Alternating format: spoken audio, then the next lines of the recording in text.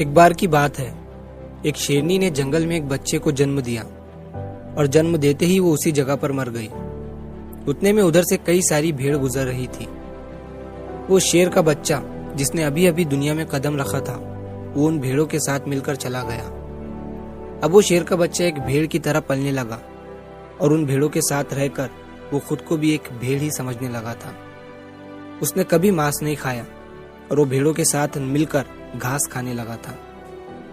उसे कुछ आइडिया ही नहीं था कि एक शेर कैसे रहता है और कैसे अपनी जिंदगी गुजारता है, और उसे ये तक नहीं पता था कि वो एक शेर है, क्योंकि उसके चारों तरफ भेड़ ही भेड़ थी और भेड़ों के ही साथ वो पलने लगा था। उसने कभी शेर की तरह नहीं दहाड़ा। फिर समय गुजरता गया और वो शेर का बच्चा एक यंग शेर बन गया। वो भेड़ों के झुंड में अलग ही दिख रहा था, लेकिन भेड़ों के साथ रहकर भेड़ों को उसकी आदत हो गई थी। एक दिन एक बूढ़े शेर ने उन भेड़ों के झुंड पर हमला कर दिया। जब उस बूढ़े शेर ने भेड़ों के झुंड में इस यंग शेर को देखा तो वो हैरान हो गया। उसे अपनी आंखों पर विश्वास नहीं हो रहा था। उसने देखा कि एक यंग शेर भेड़ों के साथ घूम रहा है। उसने पहले कभी ऐसा नहीं देखा था। वो ये भूल गया कि वो वहां पर भेड़ों को पकड़ने आया था। उसने सोचा कि वो उस शेर से बात करेगा और पूछेगा कि ये सब क्या हो रहा है। उस बूढ़े शेर ने भेड़ों के झुंड पर फिर से हमला किया उस शेर को पकड़ने के लिए। भेड़ों ने जैसे ही उस बूढ़े शेर को देखा, वो सब अपनी जान बचाकर भागने लगे और उन भेड़ों के साथ वो शेर भी अपनी जान बचाकर भागने लगा। कुछ देर के बाद उस बूढ़े शेर ने उस यंग शेर को पकड़ लिया।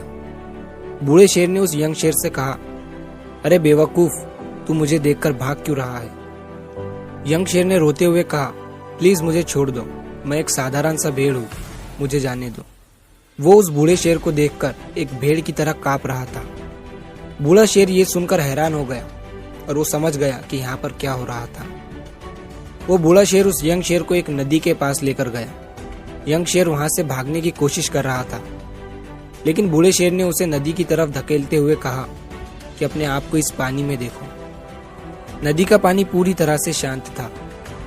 बूढ़े शेर ने यंग शेर से कहा कि अपने फेस को इस नदी में देखो और मेरे फेस को देखो, अपनी बॉडी को इस नदी में देखो और मेरी बॉडी को देखो। उस यंग शेर ने डरते हुए अपना फेस नदी में देखा और जैसे ही उसने अपना फेस नदी में देखा तो वो हैरान हो गया। उसने देखा कि वो एक भेड़ की तरह नहीं बल्कि एक शेर की तरह दिखता है।